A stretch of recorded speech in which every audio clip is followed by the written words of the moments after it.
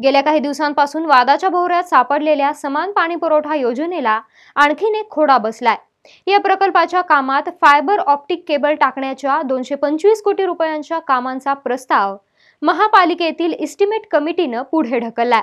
मात्र हा विषय खुद्द आयुक्तांच्या प्रतिष्ठेचा असतानाही एस्टिमेट कमिटीने हा प्रस्ताव पुढे ढकलल्याने अन्य अधिकारी आयुक्तांच्या विरोधात गेल्याचं बोललं जात आहे। गेल्या काही दिवसांपासून समान पाणी पुरवठ्याचा विषय पाण्याच्या टाक्यांना मिळालेल्या स्थगितीमुळे गाजतोय। त्यानंतर आता समान पाणी पुरवठा योजनेत प्रामुख्याने पाणी टाक्या, पाईपलाईन असे विषय आहेत। मात्र मुख्य सभा अथवा स्थायीची मान्यता नसताना ऑप्टिकल फायबर केबल टाकण्याच्या 225 कोटी रुपयांचा प्रस्ताव देण्यात आलाय। या प्रस्तावाला कोणतीही मान्यता नसताना त्याची निविदा काढण्याचा घाट घालण्यात आला होता। तर दुसरीकडे या संपूर्ण प्रक्रियेवरच राजकीय पक्षांकडून प्रश्नचिन्ह निर्माण करण्यात आलेत। मूळ जे डॉकेट होतं किंवा मूळ जो विषय होता तो होता पाण्याच्या लाईनसाठीचे डक्टिंग, पाण्याच्या लाईन टाकणे। त्याच्यामध्ये 225 कोटी रुपयाचं फायबर ऑप्टिकचं डक्टिंग कधी घुसवलं तेच कळलं नाही। ते जे ही सगळी फसवाफसवी होती ती काल ज्यावेळी एस्टिमेट कमिटीनेच ते सगळं फेटाळलं त्यावेळी उघड झाली। त्याच्यामुळे आजच्या सत्ताधाऱ्यांना आमचा सवाल आहे की तुमच्या कार्यकाळामध्ये आता 2 महिने झाले त्यांची सत्ता येऊन, 2 महिन्यात त्यांना काल एस्टिमेट कमिटी बसवायची वाटली?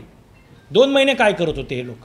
हे जर होणार होतं, आज त्याची स्मार्ट सिटीची बैठक होती, मग काल त्याच्यासाठी घाईघाईने एस्टिमेट कमिटी, कारण त्यांच्या लक्षात आलं की विरोधक विचारतील की एस्टिमेटच नाही झालेलं आणि तुम्ही आमच्या पुढे मंजुरीसाठी कसं आणलं, म्हणून एस्टिमेट कमिटी काल घेतली आणि ते एस्टिमेट कमिटी ज्यावेळी फेटाळलं त्यावेळी आजची मीटिंग रद्द केली गेली।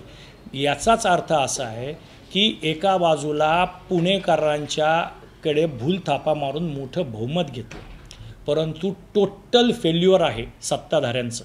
सर्व आघाड्यांवर ते अपयशी ठरत आहे। मग त्याच्यामध्ये तुम्ही स्मार्ट सिटीची योजना बघा, तिथेही ते अपयशी ठरलेत।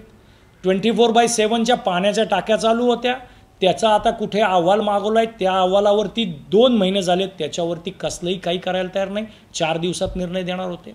ऑप्टिकल फायबरची निविदा काढण्याआधीच महापालिकेच्या एस्टिमेट कमिटीने याला गुरुवारी खो घातलाय।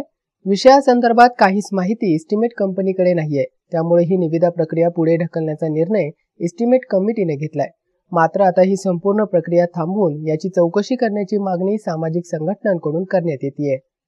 आता मुळातच पाणी पुरवठा योजना आणि फायबर ऑप्टिक केबल याचा एकमेकांशी काय संबंध? त्यानंतर त्याचं एस्टिमेट कमिटीकडे ते प्रकरण नाही, स्थायी समितीकडे प्रकरण नाही, त्यानंतर मुख्य सभेकडे प्रकरण नाही, आणि डायरेक्ट ते निविदा काढली जाते। निविदावरती टेंडर मागवले जातात आणि टेंडर मागवल्यानंतर पुणे महानगरपालिकेमधलेच लोकप्रतिनिधी त्याच्यावरती हरकत घेत आहेत आणि त्यानंतर हे आता एस्टिमेट कमिटीकडे पाठवलं। अशा प्रकारचा सगळा सावळा गोंधळ हा पुणे महानगरपालिकेत चाललेला आहे। पुणे महानगरपालिका प्रशासन हे पुणेकरांना अतिशय कर्जामध्ये डुबवायचा धंदा करतायत। पुणे महानगरपालिका प्रशासन हा काही निवडक कंपन्यांसाठी काम करत असल्याचं दिसून येते। त्या ठिकाणी आपण जे पुण्याचे महापौर मुक्ता टिळक आहे त्यांच्याकडे स्पष्टपणे मागणी केलेली आहे की ज्या पाणी पुरवठाचा जो हा योजना आहे यामधील सगळी कामं, सगळ्या निविदा या त्वरित थांबवण्यात यावा। यावरती एक चौकशी समिती नेमली गेली पाहिजे की जर अशा प्रकारे बेकायदेशीररित्या BPMC ॲक्टचं उल्लंघन करून अशा प्रकारे जर निविदा मंजूर केल्या जात असतील, निविदा आणल्या गेल्या असतील, तर ह्या प्रकारची जी कायद्यातनं हे पळवाट काढायचा प्रयत्न करतात ह्याच्यावर कार्यवाही झाली पाहिजे। आणि जर आता पुणे जर महापौरांनी ह्याच्यावर काही कारवाई नाही केली तर आम्ही मात्र या विरुद्ध तीव्र आणि मोठं आंदोलन करू, एवढंच मी या ठिकाणी सांगू इच्छितो।